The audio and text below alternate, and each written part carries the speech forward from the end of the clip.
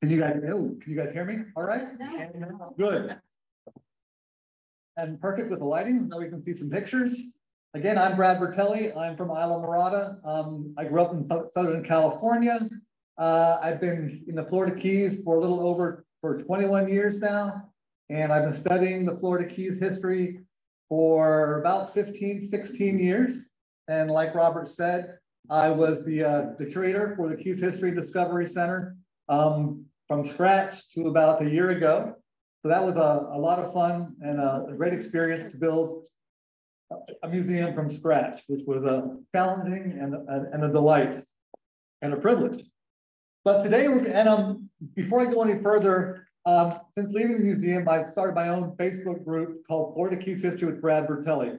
And if you like history, and I know that you do because you're here with us today, I do a post every day, something about Florida Keys history, and it's a great outlet, it's a great platform, and it has grown tremendously since I started just over a year ago. What are you up to, about 15,000 members? Almost 11. Almost 11. Yeah. Not bad for 12 and a half months.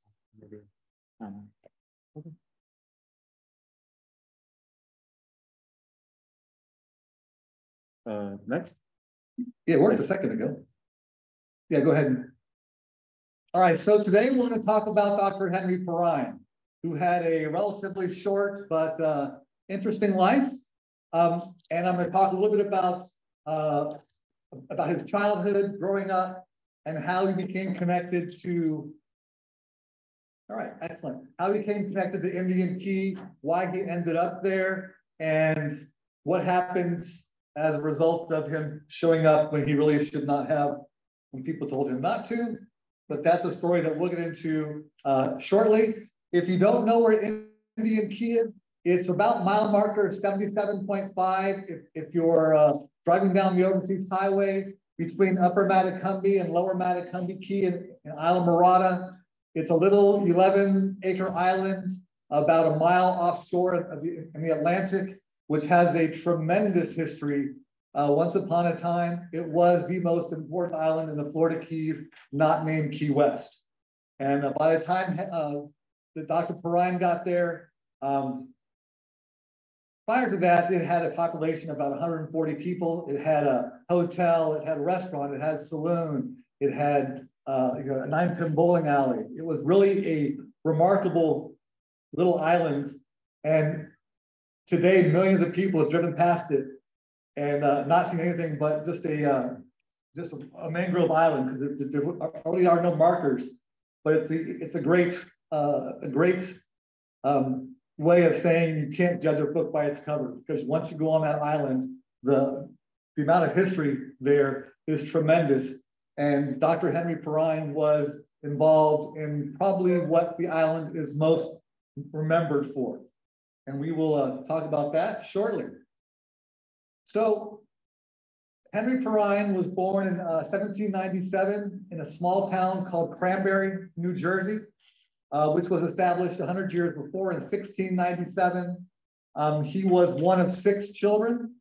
He was the oldest of 6 children, and he was a very adventurous, very curious young boy, something that was with him for the remainder of his life. And one of the things that he was really interested in, even as a young boy, were plants and the medicinal properties of plants. And unfortunately for Henry, his father died in 1813 when he was 16 years old. And because he had 5 other brothers and sisters and his mother, he was forced to drop out of school at 16.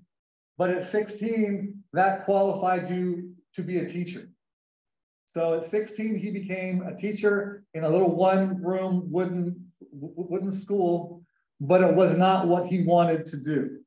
He wanted to be a doctor. And so in 1818, he quit teaching and enrolled in medical school. Now, in those days, there were 2 ways to become a doctor. You could go to school, or you could work with another doctor in like an internship and learn the skills of a doctor from from somebody in the field. The problem with that is you're working with one person. If he's not a very good doctor, you learn some very bad lessons. And you also don't learn as much as you would from a school. But Henry did go to medical school as a 2-year, he was there for 2 years, and he graduated in 1820. Now, after graduation, he did not want to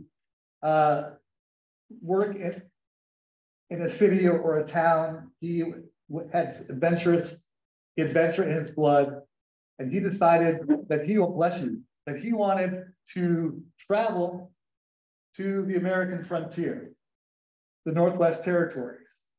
And he went to a small little town called Ripley, Illinois, which was about halfway between Chicago and St. Louis. And when he was in Ripley, as he had done his whole life, he had studied and looked around the plants and the herbs and the botanicals growing around him, and asking people in the community who lived there, what plants were used for what. And this is a theme that would travel with him for the rest of his life. Now, I know this picture doesn't quite go along with Henry Perrine, but it's the only one I could find. He was 21 years old when he was or actually he was like 24 years old when he was in Ripley, 1821. And this gentleman is a little older than that, but it was a fitting picture for what he did. He was out in the frontier, so he did a lot of house calls. And he was very busy. The community loved him, and they referred to him as our little hardworking doctor. And because of who he was and his affinity for plants and botanicals, he did a lot of experimenting. And one of the experiments he did was with the bark of a Peruvian tree. And with this bark, he would make a tincture.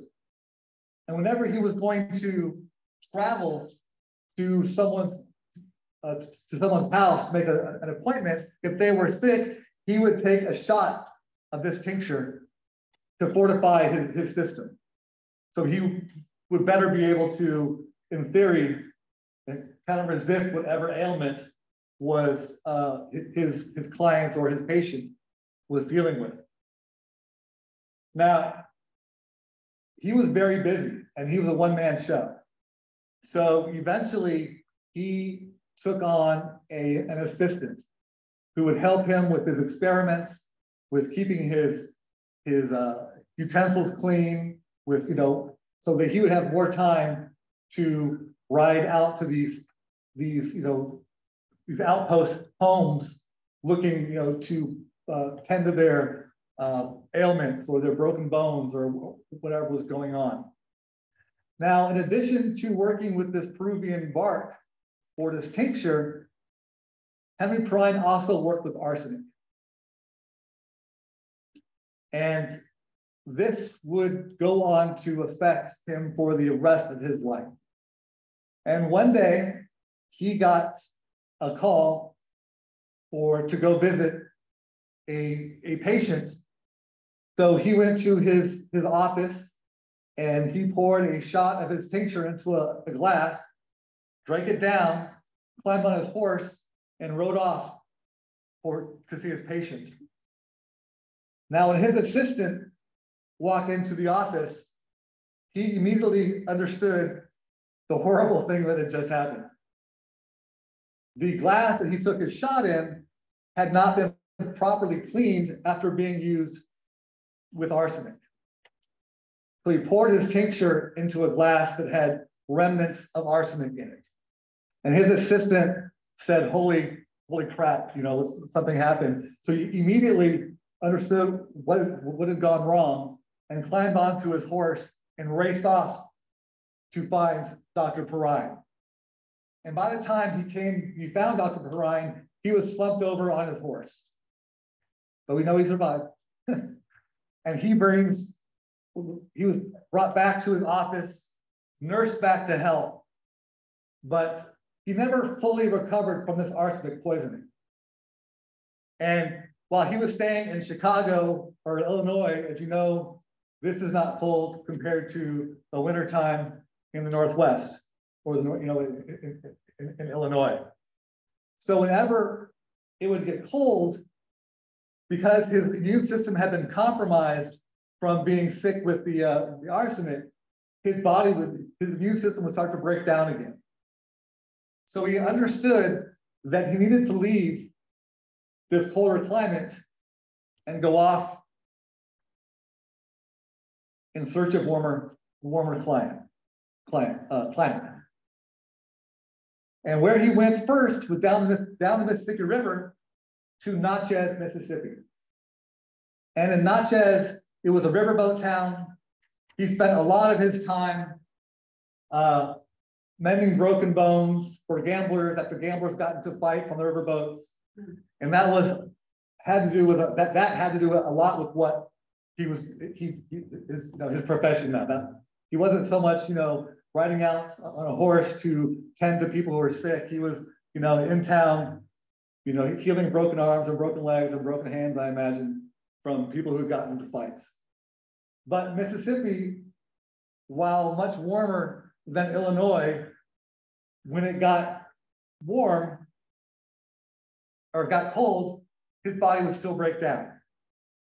Also, what happened while he was in Natchez was he came down with yellow fever, which is a mosquito-borne illness. They didn't know that back then, and it's called malaria today. But yellow fever was devastating. The results were often lethal. People who were born in the South and grew up in the South did not tend to be as affected by yellow fever as those from the North who came down, which is one of the reasons in Key West, for instance, all those Northerners coming down were so affected by yellow fever because they were not used to it. But one of the things that Dr. Perrine did was, the old adage, the physician heal thyself. Perrine began working a great deal with the bark of the cinchona tree. And this was used to create or to develop quinine. And quinine had already been in existence, but Perrine experimented with it and nursed himself back to health through his experiments with this cinchona bark and quinine. In fact, he went on to write a paper on the use of quinine for yellow fever, and it was published in 1826 in the Philadelphia Journal of Medical and Physical Sciences, and it became the single most important work on quinine for 100 years. The problem with Mississippi and Natchez, besides the riverboat gambling and all the broken bones, was that it got cold there as well. And he still was unable to really function. He was okay in the summertime, but every winter, his body would begin to break down again. So from Mississippi, he traveled south down. The river was in Louisiana for a while, and then even spent some time in Cuba for a little bit of time in 1826. And while he was in Cuba, his body was much better because of that climate. And he also realized that it was similar to South Florida, both in weather and also with the kind of plants that he was interested in, because again, he never lost this interest with experimenting with botanicals and plants. But in 1826, he knew that things weren't going well. He needed to have a major change. So he went home to Palmyra, New York, with his now wife and two daughters at this point, and stayed in Palmyra, and understanding that that wasn't a long-term solution. He needed to go somewhere else. And about that time, this is 1827, and probably about the time that his son Henry Jr. was made. The government sent out a request for 100 U.S. consuls from around to fulfill positions from around the globe. And Henry and his wife looked at the globe and studied it and tried to pick out somewhere that was warm, that would be a favorable, either subtropical or tropical climate, where he would be able to function better with the condition that his body was in. And what they decided on was Campeche. So he applied for the position of the U.S. consul and was in fact assigned, after several months, assigned the position of U.S. consul in Campeche, actually in Tabasco. But it was a 10-year term. He was there. He left New York and went to the Yucatan Peninsula in 1827 to begin his 10-year term. Now, what his responsibilities were as the consul was really and largely documenting cargo that was either coming into the port from a U.S. destination or cargo that was leaving the Yucatan Peninsula for a U.S. port. Didn't take a whole lot of his time. And he was a doctor. So he spent a lot of time in the local villages, tending to their sick, helping them when he could, and learning about the local botanicals. And because the villagers understood that and were grateful that he was helping them and wanted to learn about the local plants and the local botanicals and the herbs, they would bring him samples and say, this leaf is good for headache. This bark is good for, for stomach pain. So they were teaching him, he was learning, and this was all very much kind of had been his methodology since he was a boy, of learning to use botanicals and learning to use local plants in his effort to learn more and also to use those in terms of medical uses.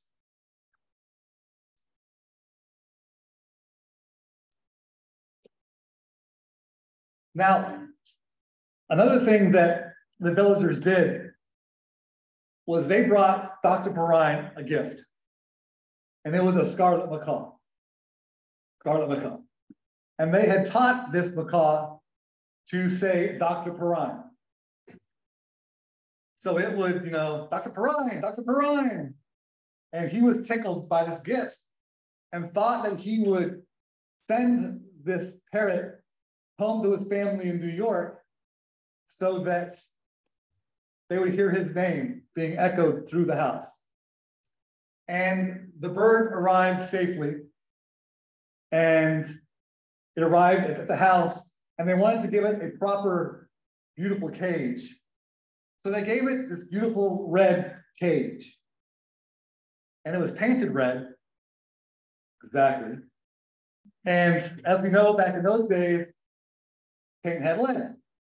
So on the third day of this being, and the bird, if you've ever had a parrot, they chew and they chew on things, and they chew on their cages and everything else they can get their beak on. So after 3 days of chewing on this cage, on the third day, the bird starts to convulse, and it's on the bottom of the cage, flapping its wings, going, Dr. Perrine, Dr. Perrine. And that would be the end of that lovely gift. But another thing that happened in his life, besides this, was that President John Quincy Adams sent out a letter to all 100 members of these, all 100 councils. And he instructed in this letter, all of them, to go out into their environment to try to learn what kind of plants they had in the area that might benefit the US. And of the 100 consuls, the only one who really took it seriously was Dr. Henry Perrine.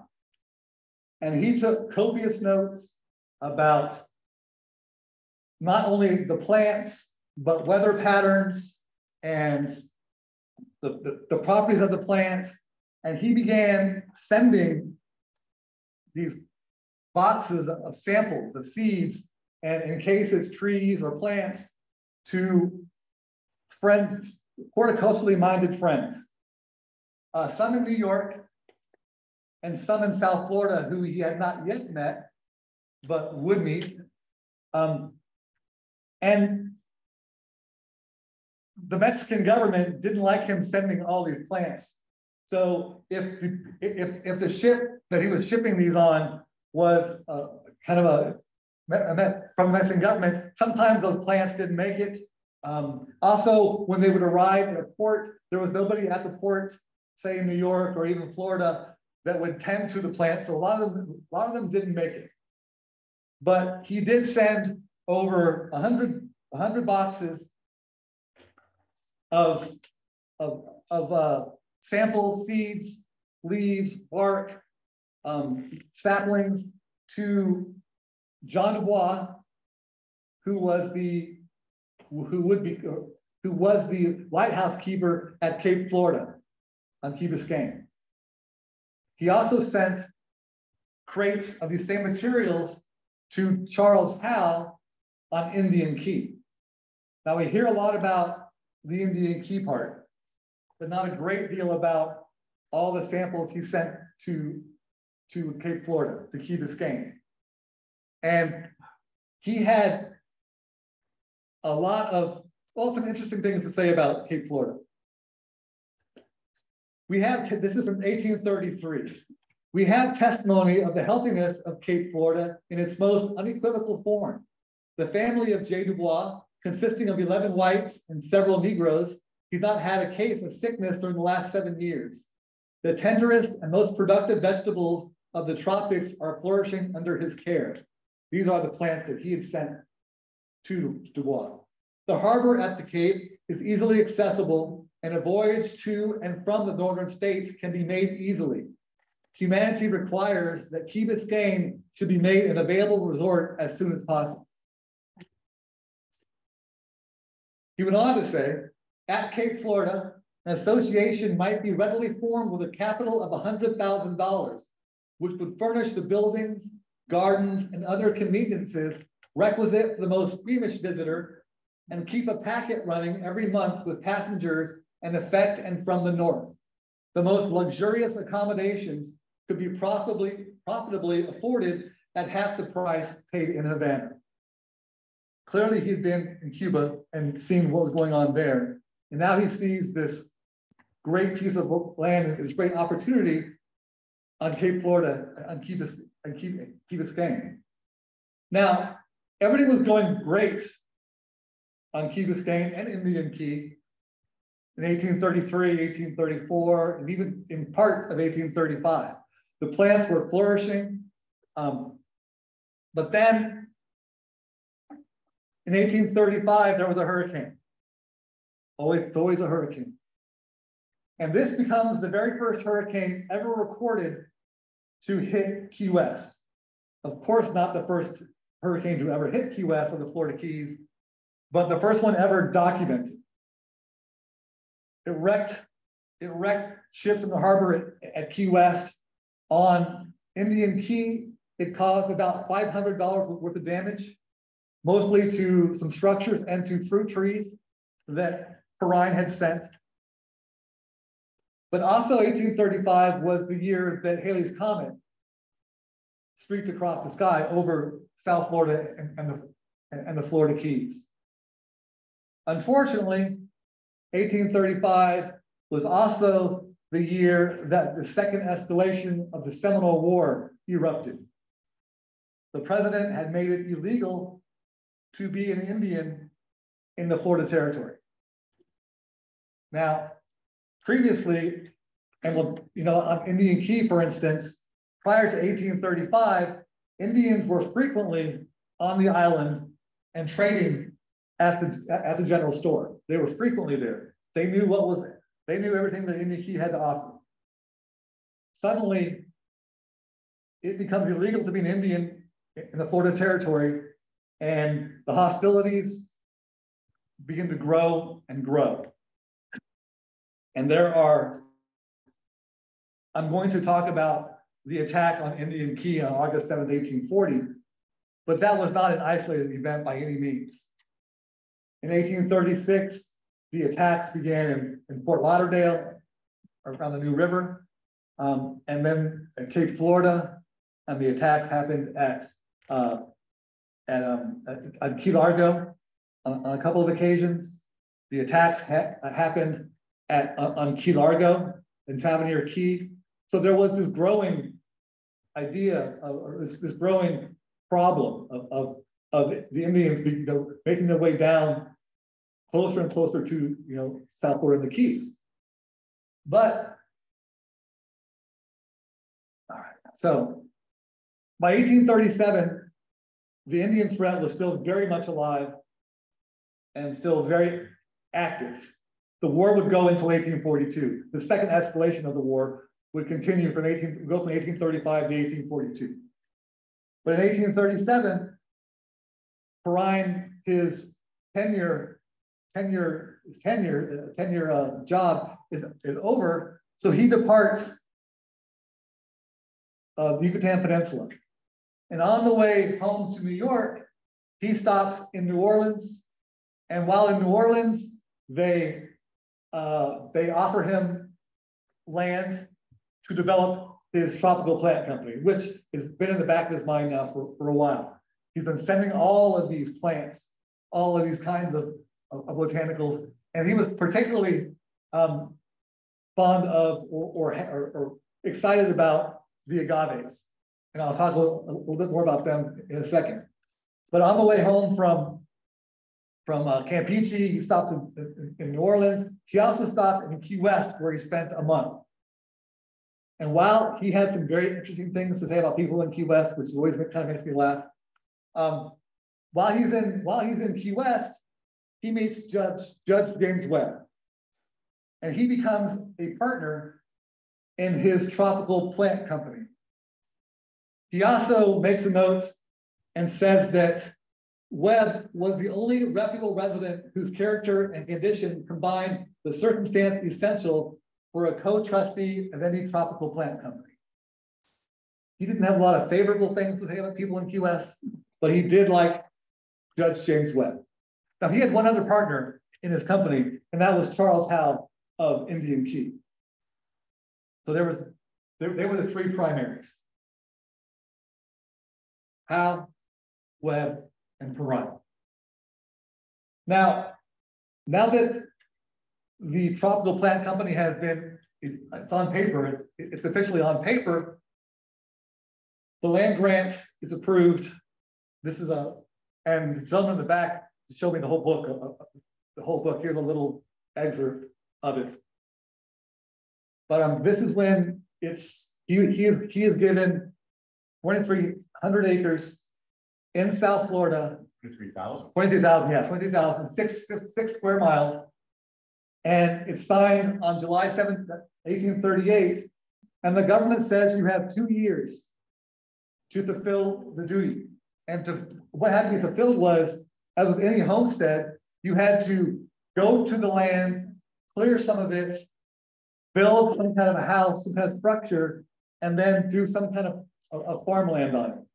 And after you did that, after 5 years, the president would sign you after you sign an affidavit, it was sent to the government, and the government would issue you a homestead claim to whatever lot you had, up to 160 acres in most cases.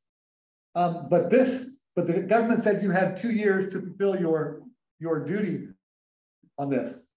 Now, the problem was that this is 1838, and the second escalation, the Seminole War, is still very active. And the Secretary of the War, Joel Roberts Poinsett, was a friend of a friend of Henry Perrine, They had both been in the Yucatan Peninsula together. And as the Secretary of War and as your friend, he told Henry Perrine, don't go to South Florida. The war had broken out and it would not be prudent to go to that land. But he was anxious, Perrine was anxious to get on with his tropical plant company. He was anxious to see his plants, to begin working with them. And he decided that I'll go to Indian Key. It is far enough away from the mainland that it shouldn't be a risk or a problem for the Indians. They'll never come that far down. They'll never come out to an island to attack. And this is a picture of Indian Key now, which again, and that's the original town square area. But it took them about, he was in New York with his family for about 2 months before they found a boat that would take them from New York and bring them to Indian Key. And this is his wife, his two daughters, and his son. And they all got on a boat and they arrived on Indian Key on Christmas Day, 1838. And this is a great quote from Hester Perrine, one of his daughters. I cannot forget our delight on first seeing this beautiful little island of only 12 acres. It was truly a gem of the ocean. The trees were many of them covered with morning glories of all colors, while the waving palms, tamarinds, pawpaws, guavas, seaside grape trees, and many others, too numerous to mention, made it seem to us like fairyland, coming as we did from the midst of snow and ice. And you can imagine the difference from wintertime in New York, upstate New York, coming down to what would normally probably be a pretty warm time. Even if it was a cold spell like we're having now, it's not near. The cold is always very relative. I'll meet somebody, I work at a bar a couple of days a week, and it's 50 degrees and we're freezing. And somebody just came down from Montana. It's like, this is not cold. 19 below was cold. This is not cold. Cold is always very relative. But for us, it's cold. Now, when Perrine arrived on Indian Key, he stayed at his friend's house, Charles Howe. Charles Howe had 2 houses, and they're both pictured in this sketch, which was done by Henry Perrine Jr. in the 1870s. Now, the front house, the 2-story one, 2.5-story house, is probably the most famous house from Indian Key. Howe's other house is the smaller house behind it. Now, this house was originally built in 1832 by a man named James Egan, who was a Bahamian who had come down from the New River in Fort Lauderdale area, Fort Lauderdale and in Miami area, and had moved to Indian Key, had built this 2.5-story house. He was also a guide, and this house was actually advertised in 1832 in Key West newspapers as a boarding house. And this is the house where John James Audubon stayed in 1832 when he visited Indian Key. James Egan had been his pilot and his guide while he was down, on his way to Key West when he was doing, researching bird species, looking for new bird species. Bless you. Among them, the flamingo. And he would, and the Perrine family would stay at this house for about 20 months. And on their first day there, Christmas Day, the Howes wanted to welcome them. And there had been two cows on Indian Key at this point, kind of scraggly things. And in honor of the Perrine's arrival, they decided to butcher one of the cows and for Christmas dinner.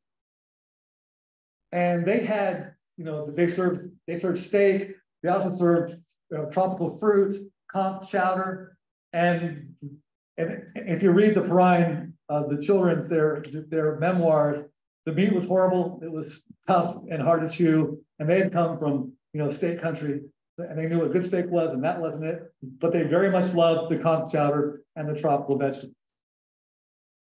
Now, when the Perrines were living in this house, it was very sequestered. His family, his children, especially the daughters, weren't allowed to associate with other people on the islands. And there was some military in the Army and Navy on the island, plus on a neighboring island called Tea Table Key. And one of the things, and Henry Perrine had heard this, was that the officers, and not the officers per se, but the military guys wanted to make Sarah and Hester Perrine, the daughters, the belles of the wreath. And so Henry Perrine was very much against any kind of interaction. And in fact, he planted Spanish bayonets, which is kind of a prickly shrub around his house. So the military guys could not get too close to the house. We will come back to this house in a little bit. Now, one of the things that was really interesting, these are two pictures from Indian Key. Prickly pear cactus and that white cotton candy looking stuff on there, which is actually cochineal. Now, one of the things that Henry Perrine was shipped out of Campeche in Tabasco, besides the agaves, was dyes, plants that produce dye, indigos, and also cochineal, which produced a red dye called carmine. During the years when the Spanish were shipping in those treasure fleets that went twice a year from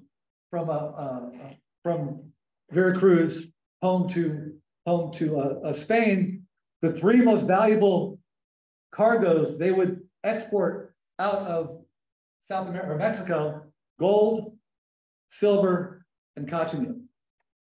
The British redcoats, the red for those was made from cochineal. Yes. What is cochineal? You're right there. Cochineal is a scale insect, and an insect, it's a little bug, insect, and the male hatches, lives for about 24 hours, and his job is to grow up really fast, impregnate the female cochineal, and then he dies off.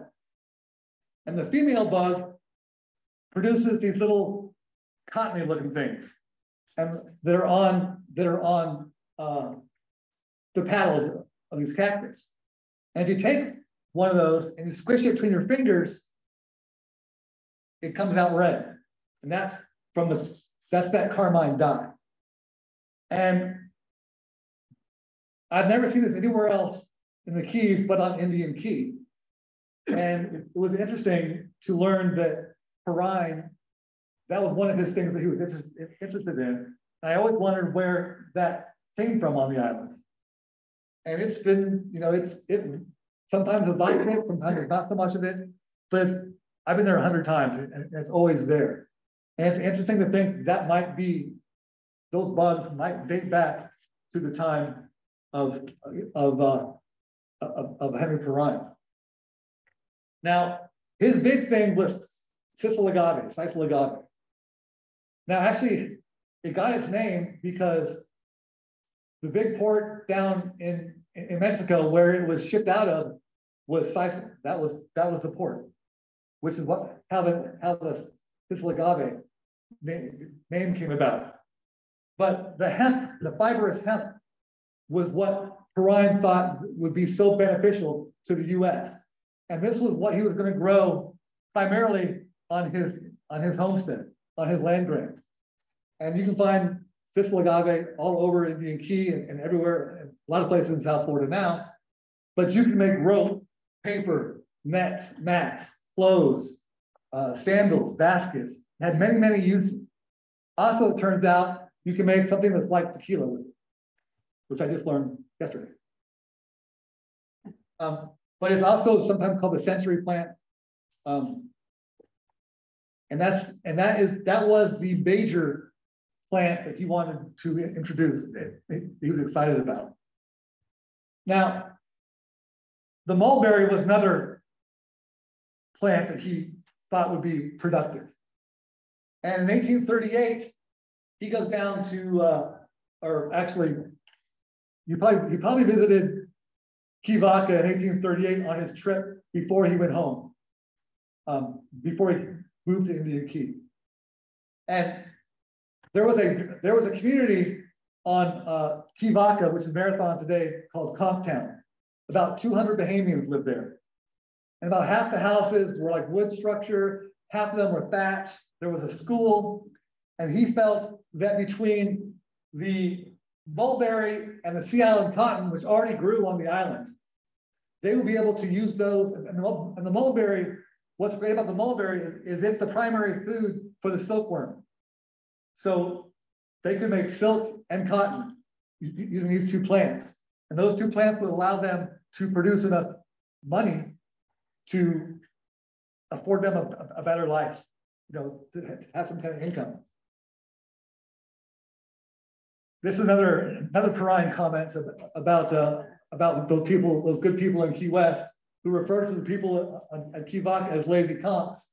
I am now fully satisfied that our agricultural statesmen would promptly pronounce that the humblest grower of sweet potatoes at Key Vaca is an infinitely more useful citizen of South Florida than the haughtiest of office holders in Key West. Apparently, he did not have a lot of successful engagements with those good people in Key West. Now, the mulberry tree is of particular interest to Henry Perrine because they survived that 1835 hurricane at Cape Florida, at Key Biscayne. And they were still growing there in 1839 when Henry Perrine was on Indian Key, and he wanted them back because they belonged to the Tropical Plant Company. And through his friendship with Poinsett, who was still the Secretary of War, he asked if he could get some of his men to go, and there were a dozen mulberry trees growing at this point for several years, growing at Key Biscayne. And he asked Poinsett to arrange to have some of his men dig up the trees and return them to him. Neither of his appointees, Lieutenant Shubrick or Lieutenant Koss, fulfilled that idea. Shubrick went to Cape Florida, dug up some of the trees, and took them to Soldier Key, which is in the northern Keys, just south of Key Biscayne. And Lieutenant Koss dug up the rest of them and brought them to Tea Table Key, which is just a mile or so away from Indian Key, and at that point had become home to Fort Paulding, which was a small naval depot during the second escalation of the Seminole War. And Dr. Perrine's comments on this was, be it understood, Lieutenant Koss occupies and claims this key as his own, Tea Table Key.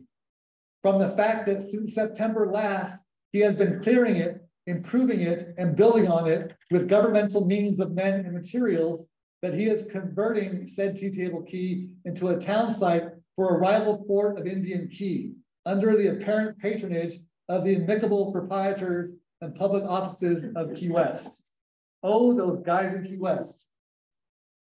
And as a side note for Indian Key, which came this close to becoming a port of entry, would have had that event happen, and they tried on several occasions to make Indian Key a port of entry, would have changed the history of Key West and Monroe County by leaps and bounds. If Indian Key had become a port of entry, all that money from shipwrecking and shipwrecks being brought down to Key West would have stopped Indian Key. And Key West might not have become the richest city per capita in the US, which that money was built on the back of the wrecking industry. Indian Key was far more convenient, far more accessible to the wrecks on the reef, but again, to some political shenanigans, largely from those authorities in Key West, kind of disrupted that, and it never actually happened. Which brings us to late July 1840. And this is when the Indian War the second escalation really begins to heat up in South Florida. The attack on the Indian Key was led by a Spanish Indian named Chiqueca. And he and his men had a hideaway up in the Everglades. And in late July, in about, I don't know, there's like 130 of them. So 18, 20 canoes, they began to paddle down with their eye on attacking Indian Key. And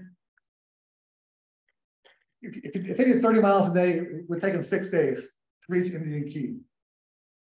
But on August 3rd, just 4 days before the attack, and it can be assumed that if the Indians were not already on Lower Matecumbe Key, they were soon to be on Lower Matecumbe Key, which is kind of where they launched their attack on August 7th on Indian Key. And this on Lower Matecumbe Key, this is where Henry Perrine had his temporary garden for his plants. He had lime trees growing there and sisal and other plants. That was his kind of where he was working. There were several fresh water sources, which Indian Key did not have, but Lower Matecumbe Key had some of the most reliable sources of fresh water in all of the Florida Keys. Great place to start a garden. But on August 3rd, Perrine brought his daughter, and she writes, Hester writes in her memoirs, he soon brought me to a spot where he parted the branches, and there was a fairy grotto. In the center was a small sparkling spring, perhaps 10 or 15 feet across, various cacti in bloom and fruit, with other flowers upon the banks, the overarching trees interlacing their boughs, while innumerable air plants in full bloom added brilliancy to the scene, the sun scarcely penetrating. So this was this beautiful little oasis on Lower Matecumbe Key. And then that day, they go back to Indian Key. And then just a couple days later, in the early morning hours, it's still dark outside on August 7th, the Indians, Chiqueca and all his men, they paddle from Lower Matecumbe Key.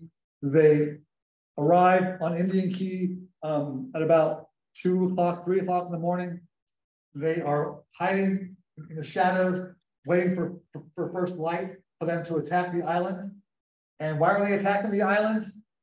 It had guns, it had gunpowder, it had food, it had things that they needed to survive. Again, it had become illegal for them to be in the territory, and they were being hunted down, and so they needed resources. And Indian Key had many resources. There was 2 3-story tall warehouses filled with things: gunpowder, food stores, clothing, guns. And because they had been trading prior to 1835, trading in Indian Key for years, they knew the things that they had. And the US Navy also used these warehouses to store some of their ammunition and gunpowder. Now I chose this picture. This picture always bothers me, because this is a picture that it says, you know, it's supposed to show the Indian attack on Indian Key. But we all live in South Florida, and there are no mountains in South Florida. And this looks more like something from New England than it does from the house. Almost looks like the Perrine house, but not really. But I did want to show it because it does show the Indians attacking. Or are they just laughing? At that point they could be laughing. Now, during the attack, the sun has come up. There had been 2 men who had one guy could not sleep that night, and he'd woken up and stepped outside of his apartment or of his little cottage. And as his eyes went into the light, he saw all these canoes lined up on the beach, and he knew something was up. So he went to his neighbor's house, knocked on the door, probably a little quieter than that, and they wanted to go to the other side of the island and warn the housemen who was living there and other people of the island of the Indians. But they ran into the Indians, guns started going off, chaos erupts, and the attack happens in earnest. Now, when it comes to the Perrine family, they are asleep in their house, and one of the daughters had been sick, and they go to one of the back rooms, and they lift up a trap door that leads underneath the house, and so they can hide in and eventually the turtle crawl under there. But as they're going down the steps, one of the daughter who had been sick, I'm not sure if it was Sarah or Hester, put her foot in the water and then picked it up and put a wet footprint on the stairs. And Henry Perrine knew that would be a dead giveaway. The Indians would be able to follow them down. So he left his family, his wife and 3 children down below. He went back up into the house, covered the trap door with a seed chest, and tried to talk to the Indians. He spoke Spanish, some of them spoke Spanish. And at first, the negotiation, I can help you if you get hurt, don't kill us, don't harm us. And at first it went okay. The Indians left. There's some say that they got into some of the liquor, and when they came back, they were a little fired up. And they burst into the house, and Henry Perrine ends up escaping to the cupola up on top. And the trap door is closed there. He's on top. The family are underneath the house. And they can hear the Indians banging on the trap door, eventually breaking through. The gun go off, and their husband and father being killed. They set the house on fire. The family is, can feel the heat, has the smoke, and they are at this point in the turtle crawl at the end there, and they're putting like grass and stuff on their head because the dock is on fire, and it's kind of falling down on them. They're trying to protect their scalp. And eventually Henry Perrine Jr. says, I would rather take my chances out of the water than burn alive in here. So he and I think his mom began working on some of the posts back and forth, and they loosen enough for him to squeeze out. He goes out, escapes, comes back, lifts up the trap door on the dock there, and they end up escaping in a boat to Tea-Table Key, which is this naval depot about a mile away. So they survive. They often refer to it as the Indian Key Massacre. There were only about 50 people left living on the island when the attack occurred. And of those 50 people, 6 were killed. Dr. Henry Perrine, the Mott family lost 4 of their 7 members, brutally. And then Joseph Sturdy had been a boy who had gone to hide in a large cistern beneath the largest structure on the building, which was a warehouse, and that was lit on fire. And he ended up, there was 2 men plus Sturdy, plus the boy in the cistern. The 2 men escaped, but he perished and suffocated probably due to smoke inhalation, and then the fire didn't help either. And there is a reference to a slave boy who was also killed that's only found in some of the records. And I've never been clear if that's the same boy as Sturdy. So it's either 6 or 7. But a lot of the accounts you hear about Indian Key was that 20 people were killed, 11 people were killed, 13 people were killed. But it was in fact 6, possibly 7. Now, Henry Perrine Jr. would come back to Indian Key, or to South Florida in 1875. He wanted to see that his father's land grant was granted. And he worked to have that happen. It would take several years still. But he also returned to Indian Key in 1876, and he visited Indian Key. He visited Lower Matacumbe and tried to find where they had buried his father's body by a sisal, a grove of sisals, sisal agave. It had been 35 years. They could not find the body, the burial place, but they did. His remark was, what they found growing were still left from his father's planting was just key lime trees which was those days were just lime trees, plus the sites of agave. Now, one of the things that Henry Perrine did, Jr., he made a sketch of what he remembered Indian Key looked like in 1840. And it's because of this really cool sketch that when I was still curating at the Keys History and Discovery Center, my very favorite exhibit I was able to do was create a model of Indian Key, how it looked in 1840. It's one thing to visit the island today and walk on those same roads or roads that look like that and see some of the ruins, but you don't understand how sophisticated and how large this island was. It's just a tremendous hidden piece of history. Now, what they did do is they metaphorically exhumed Dr. Perrine's body and they buried him metaphorically in Palmyra, New York. And this is the monument in New York that marks his grave to this day. And from there, we will open this to questions. If you have, could you talk a little bit about Indian Key's importance in the history of Dade County? So in 1836, Indian Key or Dade, Monroe County was split in two. Now, Hausman, who had lived on Indian Key and did a lot of, he's the whole story all by himself, kind of a nefarious character, but an important character, had always wanted to distance himself from Key West and had argued that Indian Key should be made separate. Now, it finally happened in 1836 when it was decided that, and this still is true today, that because in those days, Monroe County stretched from Key West to Lake Okeechobee to Port Charlotte, massive. And if you were serving jury duty, you had to go to Key West to serve jury duty. To this day, it's a pain in the butt to serve jury duty. And I have a car on US 1, or Overseas Highway to drive down to do the federal jury duty down in Key West.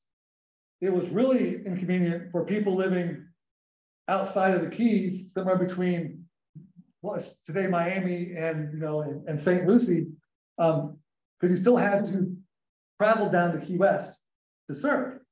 So the government decided, or the winning argument was that it was unfair for people living in the northern parts or the western parts of Monroe County to have to go to Key West to serve jury duty. So they decided to break it in smaller pieces. And they created Dade County, which was originally supposed to be called Pinkett County, but it was later named Dade County.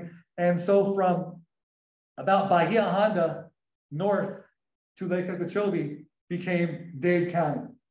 And because Indian Key was the largest community in 1836 in that newly developed Dade County, that became the county seat.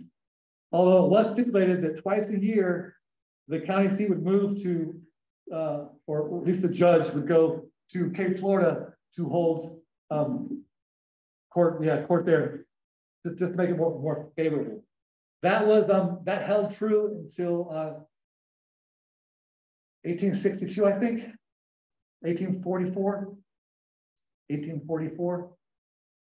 One of those, I think 1844, when Monroe, when it was moved, the county seat was moved out of Indian Key, and I think 1866 when the rest of the Florida Keys went back into Monroe County. You have a question on Zoom. Yes, says here, have you heard of a daughter by the name of Hestra? I remember reading the name when I examined title N or IN, the Perrine area, in the Perrine area. Yeah, Hester was one of the daughters. Okay. Yeah, Hester Perrine. There was Hester Perrine, Sarah Perrine, and Henry Jr. Those were the three kids. And I believe that Hester was named for the nurse who helped nurse Henry Perrine back to better health when he was in Mississippi and had contracted yellow fever. Yes. I have a statement. I as a kid, lived, would on weekends, especially be in lower Matacumbe, the lower part of upper Matacumbe. And we would take our boat over to Indian Key. This is long before it was a state park or anything. And we found all sorts of interesting plants there. We would pick tamarinds off the tree, which my brother and I would enjoy having those. There were capers. If you know what a caper is, there were caper plants on the island there that apparently had been imported. And of course, there were plenty of prickly pear and sisal, agaves as well. So all this is probably still there today. And what they are, and the tamarind, it's interesting because those trees were knocked down probably 1935 hurricane. And so the tamarinds, and you can still go there, and tamarind's used for barbecue sauce and horticulture, and there's in a lot of ways cook. I tried it one time, was not a big fan. But the trees, the tamarinds were clearly blown over by a major event. And the trees had, other parts of the tree has grown up. So it's really a unique, kind of interesting, the tamarinds specifically are really kind of interesting how they've grown. But all those, there are a number, in addition to Perrine bringing plants in, Hausman, when he spent about $100,000 of his own money in the 1830s developing that island. And he was probably back one of the very first, one of the earliest land developers in the Florida Keys, it's definitely in the Upper Keys. But he imported lots of soil and planted lots of plants because he wanted to make it not just separate from Key West and not just a wrecking village, but he wanted to make it pretty. So there's lots of flowering shrubs and fruit trees and things that were there despite what Perrine was doing. Well, there was also some of those kind of plants that were over on the southern part of upper Matacumbe, near Bud and Mary's, but across in the hammock area. And I believe that Perrine might have had some farm or something, test gardens or whatever up in that area as well. There's an inlet that used to be Ev Fowler's place that goes up into the area, I guess, perhaps the FEC digging used that as a port, and they may have widened that area, dug it out deeper for the railroad. But at any rate, back in there, and then on what used to be the old road that paralleled the train tracks, there were some tamarind trees along there. Because my brother and I would always go by there and say, let's see if there's any there. We love to eat them fresh, when they're ripe. So Perrine, thank Perrine for importing these. Well, and they're native tamarind plus the West Indian tamarind. And some of them came over as seed pods as they do. And it wasn't just Perrine who. Oh, so you feel that they were in throughout the Bahamas and just drifted in? Yeah, there's sometimes they're called sea beans, and sometimes you collect them, especially after storms. All these trees from all these West Indian fruits and trees, fruit trees, kind of come over through the water, and they wash up on shore, and some are called hamburgers, and it's a big thing to collect them. They're really kind of cool. But that's how a lot of these trees, coconuts, for instance, those are not indigenous. Those came over that way. So a lot of these trees were not just imported by Perrine, but also by nature as well. Yes. Is it possible to still take tours of the island? Is it possible to take tours of Indian Key? Funny you should ask that. Hurricane Irma took out the dock in 2017. And it was supposed to be rebuilt. And it was on schedule to be rebuilt this year. Unfortunately, with Ian, a lot of those resources have now been redirected to the West Coast. So I'm not sure if there's no boat access to the island right now. It's just kayak access. Yeah, people go out in kayaks all the time. Yeah, and I did a walking tour app while I was still at the museum, flstories.org. It's through the Florida Humanities Council, and they have like 35 walking tours from around the state. I did one specifically for Indian Key, and you can take a virtual tour of the islands. But the walking tours are coming back to Indian Key because I'll be giving them. So in fact, I've hopefully developing a kayak tour first, and then once the dock is refinished, the boats will be leaving from Robbie's Marina, and tours will be back on. Yeah, Richard says you can take kayaks for Robbie's. Yeah. Are you allowed to anchor your own boat offshore and swim in? Yeah. Yes. Yeah. Your question in the back. I was going to ask that same question. I've had the opportunity to go to Indian Key and Lingman Key on the launch that they had right there off of the overseas highway, and it was quite interesting. So I'm hoping that they will restore that quickly. Well, the one you can go to Lingman Key now. That has been redone. So boat tours do leave out of Robbie's thing on the weekends, and then eventually, once the dock at Indian Key gets fixed, then that dock will those will be going as well. Can you comment a little bit on how Indian Key hopes to compete with Key West for a port in terms of, I didn't really see a natural harbor there or a deep channel, or maybe there is, I don't see it. Yeah, Indian Key had it did have a natural deep harbor, 8 or 9 feet. Was not quite as deep as Key West, but definitely viable for schooners. It has an easy access point to the reef line. There is a deep channel that takes you from the reef to the island. So schooners could definitely, like wreckers could definitely come into port. And oops, wrong way. Oops, there we are. That's easy. Yeah, because you can see the big wharfs that were there, and these were there in the 1830s. So it was definitely, and that was the Indian Key developed as a wrecking community, and it was a wrecking village, and it was Halpin's dream to be separate from Key West, because the Indian Key is so much more. The reef is massive. There's 7,000 or 8,000 reefs. And about half of the wrecks occurred in the upper Keys. And in order to be a wrecker, you had to bring whatever cargo you salvaged to an American port of entry. And on the West Coast, on the East Coast, it was just St. Augustine and Key West. And if you were wrecking in Key Largo or Isla Morada or even in Marathon area, it would have been more convenient to go to Indian Key than to travel all the way to Key West, which would take 2 days if the weather was great, and a week if the weather was bad.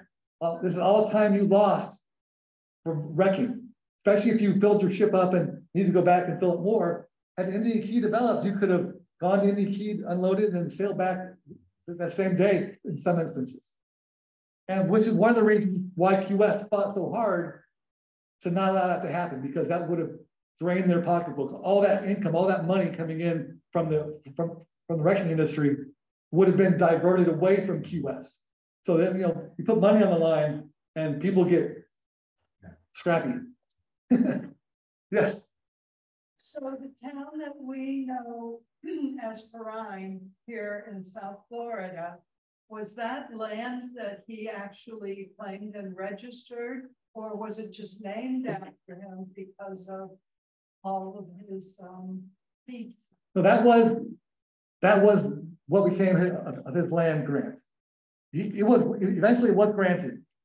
There was lots of, Hal, who was the partner in Tropical Plant Company, while they were partners and friends on the island after Perrine died, Hal said they had an agreement, they would get half. So it got kind of dirty at the end. And so I think it was in the 80s, 1880s by the time it actually came through. And then some of it was sold. I think it was like 10,000 acres is all I ended up with. The Perrine family ended up with. Flagler ended up with like 5,000 acres. Another train company got another 5,000 acres. So it got whittled down to the end, but that was the original area. So that's Perrine, named for Henry Perrine and for the Tropical Plant Company and the original land grant. Yes. Relating to that, you know, Cutler very much befriended the homesteaders, who are they were called squatters around the Deering Estate and all that whole area of Perrine. When the Perrine family was contesting their claim, and it was really a lot of pressure from Flagler, who wanted to clear this all up. So, but it was a very contentious lawsuit. So I think for many years, and under Grover Cleveland, it was finally settled. And those squatters were on Perrine's land as well. That was part of the problem, was that, you know, that's, and it did. Theirs were claiming all that land is theirs. The squatters who had been there for, like John Addison had been there since the 1850s, and you know, that was an equity issue of. Absolutely, yeah. And then of course Henry Perrine Jr. had made a token attempt to settle or to provide a settlement, right? Which he never did. So that was tough land to settle in those days. Yeah.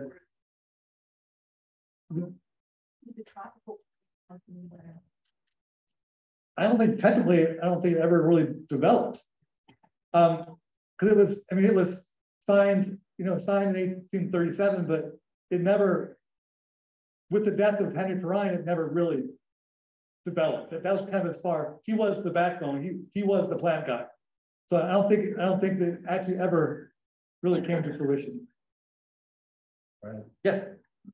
One interesting aspect of Henry's efforts to get the federal government to buy into his idea of the agricultural testing station was that he often wrote letters to the editor of Washington, D.C. newspapers, and, you know, talking about all the wonderful potential for plant research.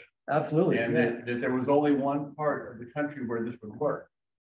And it was an interesting strategy to have these letters to the editor in Washington, D.C. papers, where they were read widely by people. And that's the story I heard from our family, because they lived in Washington.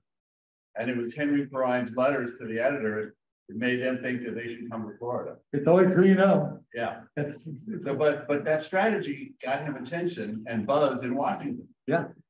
Whereas he couldn't get an appointment with people at the federal government, he just wrote to the newspapers and made his point to the general population. And it was a really interesting, smart aspect of what he did. Absolutely. Well, let's hear it for Brad. I've done 8 books. This is my last one. There you go. You find it on Amazon. It's in bookstores in the Keys. A lot of great fun stories in there. Volumes 2 and 3 will come out this year. This came out in September. I'm really proud of the book. It's a lot of great stories. Do you know the origin of the photo? It's a like, when you go to like a carnival, Knott's Berry Farm or Disneyland, and you dress up in the Western stuff, you take the old pictures, like with all the accessories. That's what this is. It's a photo studio. But modern? No, it's 20s. Right. Yeah. And one of the upcoming programs we have is on Fred Hand, Miami's first photo studio. And Fred had a setup like this. Oh, cool. Where he had the alligator. I had pictures of my grandfather and his sister, 1 foot on the alligator. Just like that, yeah. And with the background, it was the Everglades. And we're going to see some of those photos with the Fred Hand exhibit coming up soon. So yeah, that's why I asked, because you know, it was a very popular thing to do. Still is. You know? Yeah. And then there was a guy who ran around with a goat cart He was a photographer, but you would pay him to put your kids in the goat cart. I can And- show you one of me. You're in the goat cart? Now, they came around the neighborhood, didn't they? That's And they're awesome. like, okay, clean the kids up, put them in the car one at a time. All right, don't cry, kid. All right, take your picture. But this was, it was so popular to do this sort of thing. And that's why I'm thinking that could have been a Fred Hand. Could be. But he wasn't the only one who did it. But the timing might have been of that era. So, hey, Brad, we have something for you here. It's worth a little bit less than $1 million. We have a certificate of appreciation for you. Oh, thank you. So thank you so much.